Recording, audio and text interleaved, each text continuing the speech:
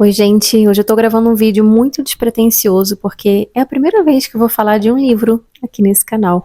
Então, o vídeo de hoje não é necessariamente para os meus amantes de música, mas se os amantes de música também forem amantes de literatura, esse vídeo também é para vocês. Recentemente eu terminei esse livro aqui, No Matter the Wreckage, da Sarah Kay.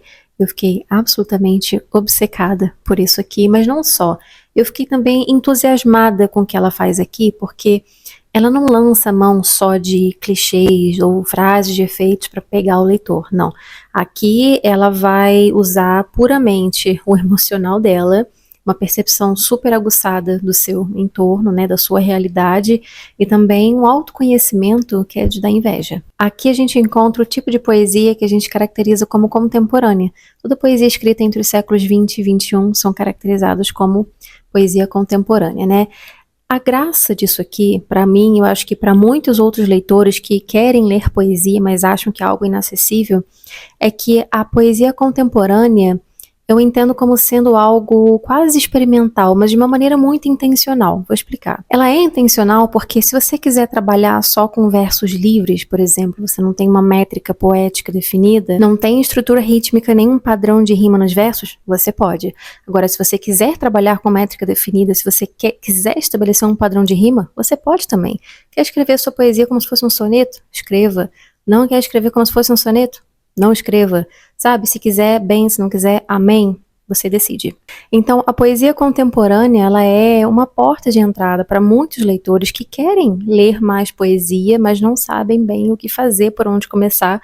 Porque eu sei que na escola a gente tem um primeiro contato com a poesia muito clássica, muito tradicional, né? Clássica não, mas aquela poesia tradicional, aquela poesia que traz uma linguagem rebuscada, que é uma linguagem difícil, não é uma linguagem acessível, né, para todo mundo. Que aliás não era nem a intenção, né, antigamente que a poesia fosse acessível, então por isso muito tempo a poesia foi vista como sendo algo exclusivo de uma elite intelectual. Mas não é isso que a gente quer que aconteça, a gente quer que seja acessível para todo mundo e a poesia contemporânea é uma porta de entrada.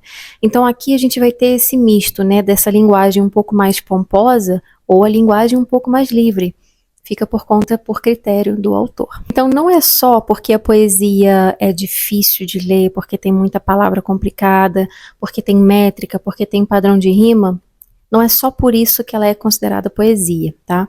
Aqui eu acho que a Sarah Kay vai trazer um misto interessante disso, porque a linguagem dela é muito lírica, né, o que a gente está acostumado com a poesia, ao mesmo tempo ela é super acessível. E não entendam esse acessível como algo prosaico, como algo muito simples, assim, direto ao ponto. Eu, particularmente, não gosto da poesia que te entrega tudo de bandeja. Que quando vai falar de saudade, fala, meu Deus, que saudade dos velhos tempos. Não. Aqui, por exemplo, se a Sarah Kay quer falar de saudade, ela vai falar sobre um talher extra que ela colocou na mesa, depois lembrou que aquela pessoa não estava mais lá. Ela vai ela vai criando imagens, ela vai trabalhando essas sensações na gente, ela vai fomentando emoções e ideias e até chegar no ápice do poema. E essa é a beleza. E ela é muito delicada fazendo isso. Existe uma delicadeza nas palavras dela, um cuidado, mas ao mesmo tempo elas são muito potentes porque elas são muito certeiras. E aqui realmente você consegue perceber a Sarah Kay experimentando nos poemas, porque muitos poemas dela, diria que a maioria são versos livres. Você não tem um padrão de rima nenhum. É tipo Drummond, no meio do caminho tinha uma pedra no meio do caminho. Isso é verso livre. Você não tem uma métrica, né, um padrão definido ali. Eu não diria nem que ela trabalha com versos brancos, né, porque o verso branco você tem uma métrica definida, então você consegue contar lá os pés da poesia, e você não tem aquele final que rima, né, com as linhas subsequentes. Então, assim, é mais um verso livre mesmo. Mas o interessante dela aqui é que ela consegue criar movimento, ela consegue aproximar a poesia dela à naturalidade da fala, por exemplo, e esse movimento, essa fluidez, essa musicalidade é muito importante para a poesia. Então, para esse livro aqui, aliás, para todo livro de poesia que vocês lerem, eu sugiro muito mais de uma leitura, e leitura em voz alta. Vocês vão entender o ritmo aí. E eu fiz algumas marcações nesse livro aqui com as minhas poesias preferidas, as que me chamaram mais atenção. E tem uma poesia que ela escreveu aqui logo no comecinho, que é intitulada Montauk. Essa aqui. Olha o tamanho dela. Percebam que as linhas elas são bastante, né, extensas, não existe rima, embora muitas vezes ela trabalhe com rimas internas, então a rima não está no final da linha, ela está no meio da linha, ela vai, né, entrelaçando uma rima com a outra ao longo do poema, no meio das linhas. E esse poema Montauk aqui, ele é muito bonito porque ele fala sobre nostalgia, principalmente, passagem do tempo, né? Então, ela conta sobre como ela aprendeu coisas que ela jamais poderia ter aprendido em Nova York e ela aprendeu nesse lugar. Então, ela fala sobre quando ela tinha 12 anos e de quando ela tinha 16 anos. Então, quando ela completou 22 anos e cada coisinha que ela aprendeu durante esse tempo nesse lugar. E tem uma outra poesia aqui que se chama The Moves e ela é muito mais curtinha, como vocês podem ver, versos livres, e ela me lembra muito a música The Bolter, da Taylor Swift, onde as duas vão explorar esse apego evitativo, né? Ou seja, as protagonistas delas não conseguem ficar numa relação muito tempo, elas estão sempre buscando ali uma saída, porque quando a coisa começa a ficar mais séria, quando elas precisam se abrir um pouquinho mais, já é hora de dar no pé.